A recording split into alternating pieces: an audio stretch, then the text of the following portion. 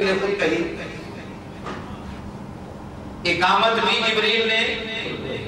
اب ایک سوال ہوتا ہے کہ اقامت کی اذان دوسرے نبیوں نے کیوں نہیں پڑھی، جبریل نے کیوں پڑھی؟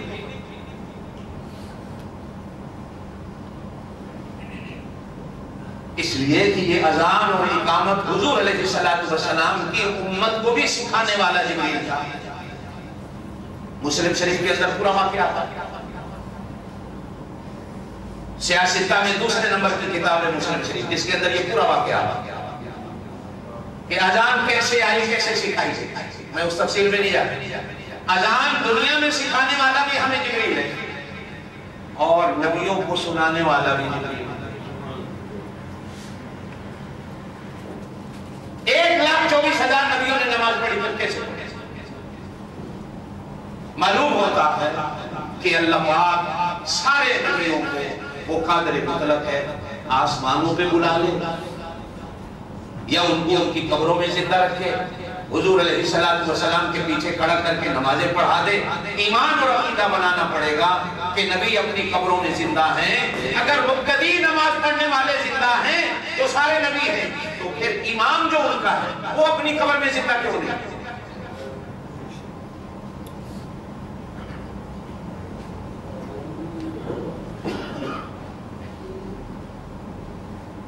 وَلَا تَحْسَبَنَّ الَّذِينَ قُتِلُوا فِي سَبِيلِ اللَّهِ أَمْوَاتًا، انہیں مردہ گمان کرنے کی بھی تمہیں اجازت نہیں جو اللہ کی راہ میں مارے گئے، بلکہ وہ زندہ ہیں، عند ربهم يرزقون، وہ اپنے رب کے ہاں کھاتے پیتے۔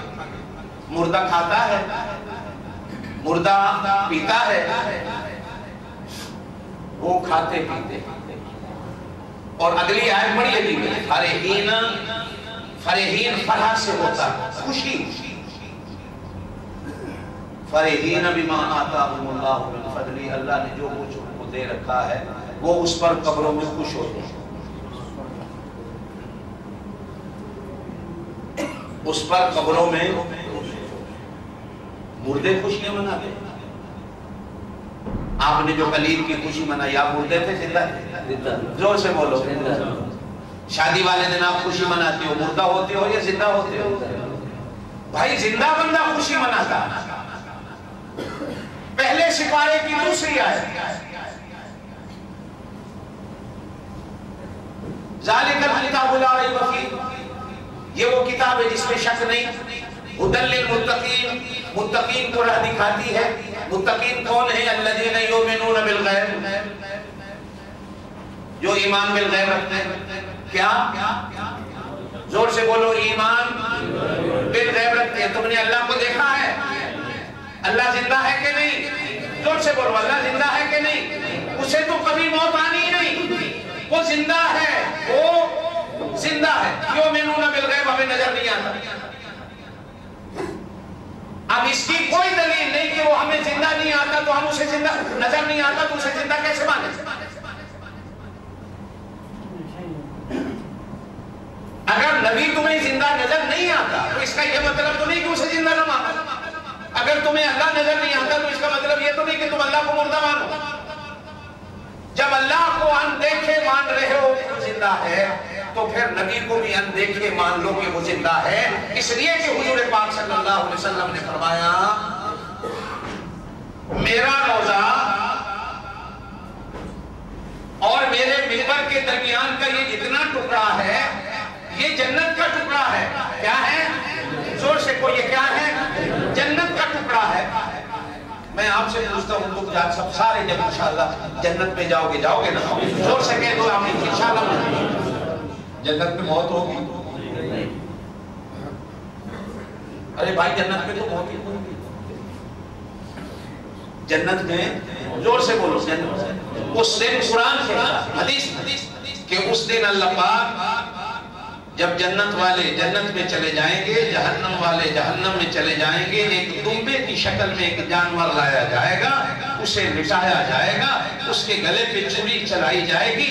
جنت والے حیران ہوں گے، جہنم والے حیران ہوں گے، یہ جانور کیا ہے؟ تو اللہ پاک کی طرف سے آواز آئے گی، یہ موت ہے جس کو ہم نے آج جانور کی شکل دی ہے، ہم نے اس موت کے گلے پر بھی چھری چلا دی، آج کے بعد کسی کو موت نہیں آئے گی۔ جو جنت میں چلا گیا وہ ہمیشہ جنت میں رہے گا، جو جہنم میں چلا گیا وہ ہمیشہ جہنم میں رہے گا۔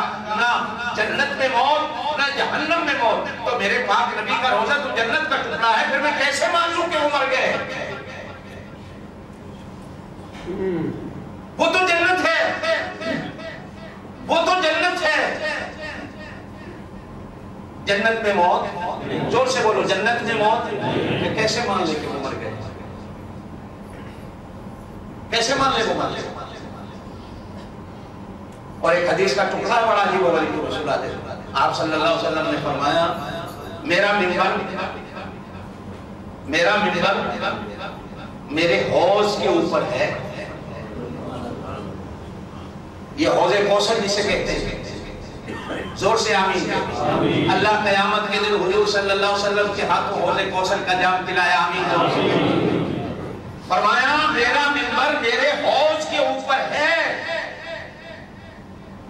اور فرمایا قیامت والے دن میں اپنے حوض سے جس کو پانی پلاؤں گا اس کو پھر کبھی پیاس نہیں لگے گی۔ وہ حضور کا منبر، وہ حوض منبر کے نیچے ہے،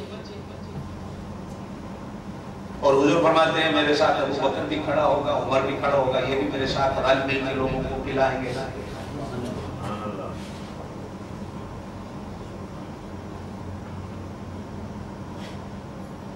ہم مٹی کے بنے، زور سے بولو، ہم مٹی سے بنے ہیں، زور سے بولو۔ قرآن بھی کہتا ہے، حدیث بھی کہتی ہے، بندے کی جہاں قبر بنتی ہے وہ اسی مٹی سے بنتا ہے، جہاں جس کی قبر بنتی ہے اللہ پاک اس کو اسی مٹی سے بنتی ہے۔ میں ابھی اس بحث میں نہیں جاتا کہ آپ کہیں گے صاحب جو بندہ جل کے مر جاتا ہے، پانی میں ڈوب کے مر جاتا ہے، یا ہوا کے حادثے میں مر جاتا ہے، پھر وہ کون سی مٹی سے بنا؟ یہ انشاءاللہ پاتے رہیں گے تو پھر میں ان سوالوں کا جواب دوں گا۔ بندے کی جہاں قبر بنتی ہے اسی مٹی سے اس کو، زور سے بولو، اسی مٹی سے اس کو بنا۔ منہا خلقناکم وفیہا نعیدکم، یہ قرآن ہے، سورہ طٰہٰ کا تیسرا رکوع شروع ہوتا ہے۔ منہا خلقناکم، جس سے ہم نے تمہیں پیدا کیا، وفیہا نعیدکم، اسی میں ہم تمہیں لوٹائیں گے، ومنہا نخرجکم، پھر اسی سے تمہیں نکالیں گے، تارۃ اخری، دوسری بار۔ علماء نے لکھا ہے آپ کا میرا سارا وجود مٹی سے بنا،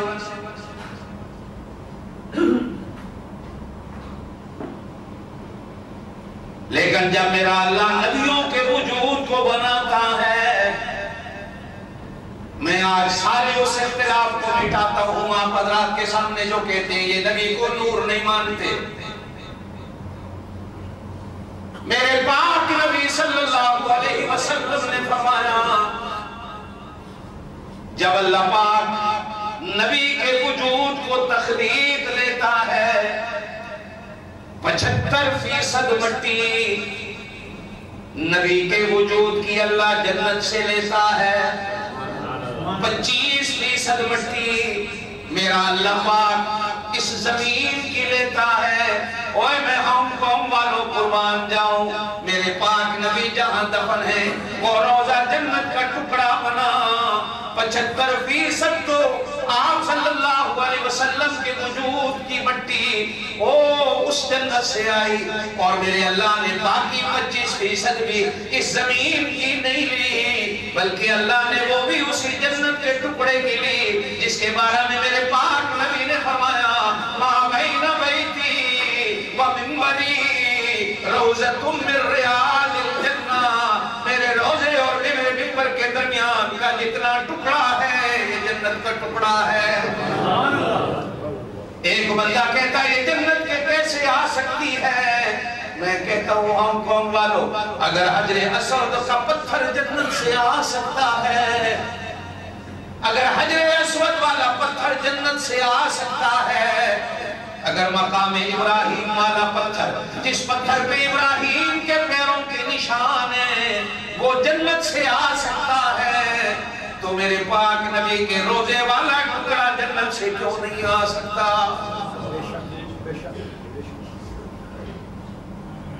نہیں سمجھے ایسے میری بات؟ ما بین بیتی و منبری روضۃ من ریاض الجنہ، میرے منبر میرے روزے کے درمیان کا جتنا ٹکڑا ہے یہ جنت کا ٹکڑا ہے۔ اور قربان جاؤں، حضرت عبداللہ ابن مسعود رضی اللہ تعالیٰ عنہ سے حدیث ہے، وہاں روزے کا ذکر نہیں، وہاں لفظ ہے میری قبر سے لے کر میرے روزے میرے منبر تک کا جتنا ٹکڑا ہے یہ سارا جنت کا ٹکڑا ہے۔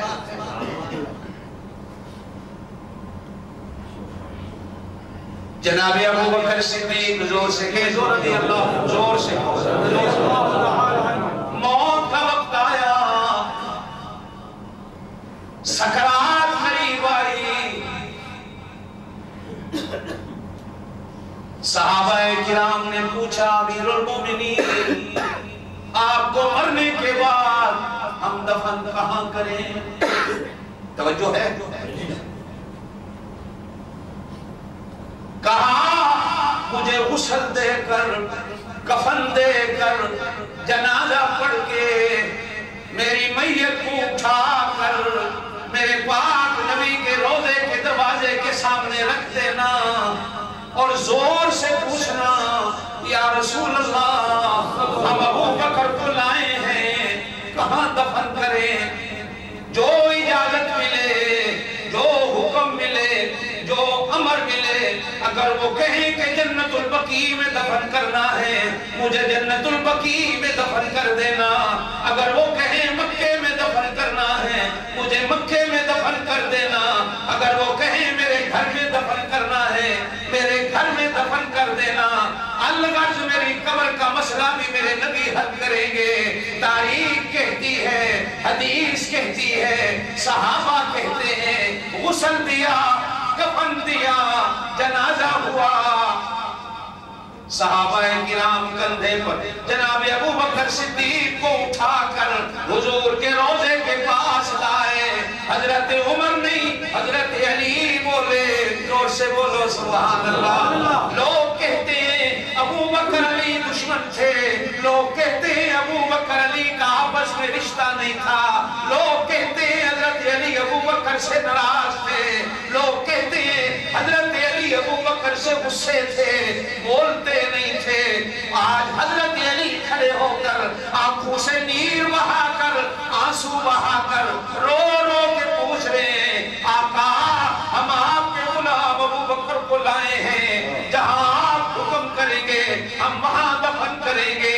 حدیث کہتی ہے میرے پاک نبی کے روضے کا دروازہ کھلا، قبر کے اندر سے آواز آئی میرے حبیب کو حبیب کے ساتھ دفن کر دو، اور یار کو یار کے ساتھ دفن کر دو، بیلی کو بیلی کے ساتھ دفن کر دو، دوست کو دوست کے ساتھ دفن کر دو، اس لیے کہ میں دنیا میں رہتے اپنی امت کو کہے آیا تھا ابو بکر وہ ہے جو میرے غار کا ساتھی ہے، میرے مزار کا ساتھی ہے، کل حوض میں میرا ساتھی بنے گا، کل جنت میں میرا ساتھی بنے گا۔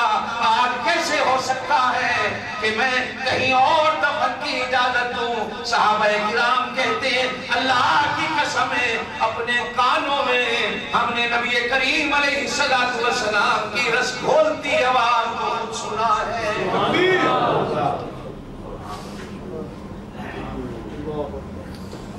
اور ہم قوم والوں میں اگلی بات بھی کرتا جاؤں، لوگ کہتے ہیں ابو بکر علی دشمن تھے، حضرت ابو بکر کی بیوی نے عدت کے بعد حضرت علی سے نکاح کیا، ابو بکر نے مرتے وقت وصیت کی بیوی کو میرے مرنے کے بعد نکاح کی ضرورت پڑے تو علی سے کرنا۔ لوگ کہتے ہیں دشمن تھے۔ او بچوں ان لوگوں سے جو تمہارے ایمان کو بھی خراب کرتے ہیں، اپنے ایمان کو بھی خراب کرتے ہیں۔ ابو بکر علی کی لڑائیاں تھی، اگر لڑائیاں ہوتی تو اپنی بیوی کو عدت کے بعد مولا علی سے نکاح کرنے کی اجازت حضرت ابوبکر صدیق کبھی نہ دیتے.